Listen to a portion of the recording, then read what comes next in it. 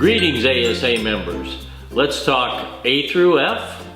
Maybe someday we won't have to talk A through F, but let's talk A through F. A recent report from the Grand Canyon Institute, and then some opportunities. What is happening with A through F? This Friday, September 22nd, the State Board of Ed will hold a final study session on the subject. Basically, they are looking at deciding grades using a standard deviation approach, a 90, 80, 70, 60 approach, or an 80, 70, 60, 50% approach. One of those three methods.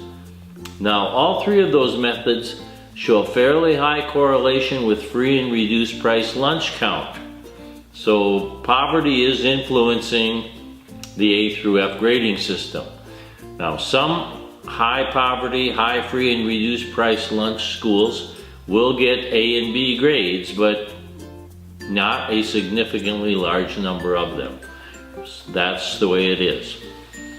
Monday, September 25th, in its regularly scheduled meeting, the State Board will make a final decision.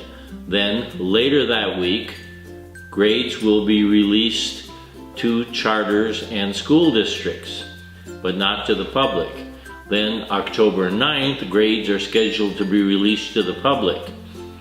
During October and November, appeals will be heard and decided by the specially appointed committee of the board.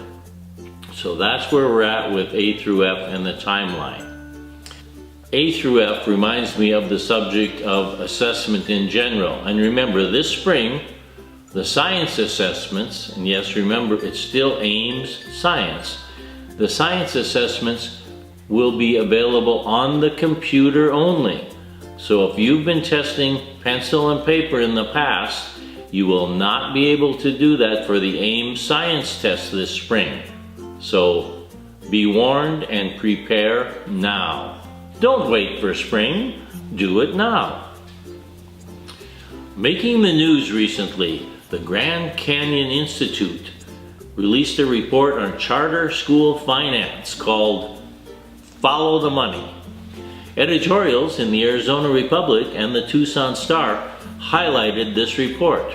You can read those editorials by following the links in this message. All the details are also available through another link in this message. Now, the report called for reform in laws governing charter school finance, as well as increased transparency and accountability.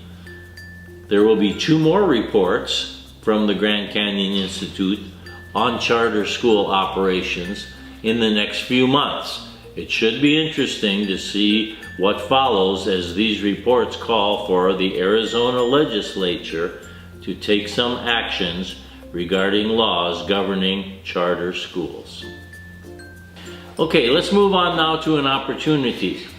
The National Assessment of Educational Progress, good old NAEP, has an opportunity. The nation's report card is seeking qualified candidates for its governing board. Now, created by Congress, the independent governing board provides a unique opportunity for dedicated individuals to actually have a lasting impact on the policies that govern NAEP. And they're seeking 4 individuals: a 4th grade teacher, an 8th grade teacher, a secondary school principal, and a member of the general public.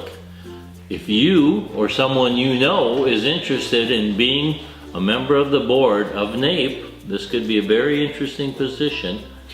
You can apply using the link that goes along with this message. So I urge some of you to actually think about applying or urging someone to apply. It would be great to get an Arizona public education individual on the governing board of NAEP. Okay, let's move on now. Want to help with flood relief for the Houston flood? Remember, the flood is over, but the need isn't. The Pendergast School District is having a sock drive. Yes, warm socks will be needed this winter for people who don't have their usual shelter.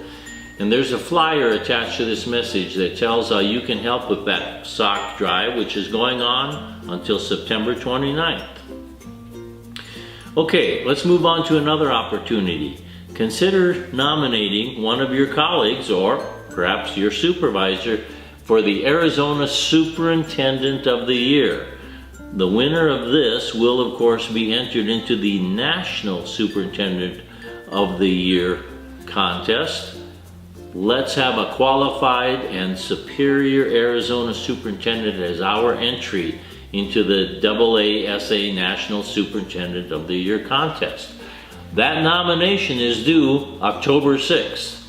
So more information available from our office. You may also want to start thinking about nominating someone for the ASA Awards for Superintendent of the Year for small, medium, and large school districts. So let's start thinking about those awards. Finally, let's remember a couple of conferences that are upcoming. October 22nd through 24th, the Superintendent's Annual Fall Conference in Prescott. And finally, of course, coming October 30th, the Principals Leadership Symposium. Lots of opportunities for you to learn and for you to make a difference.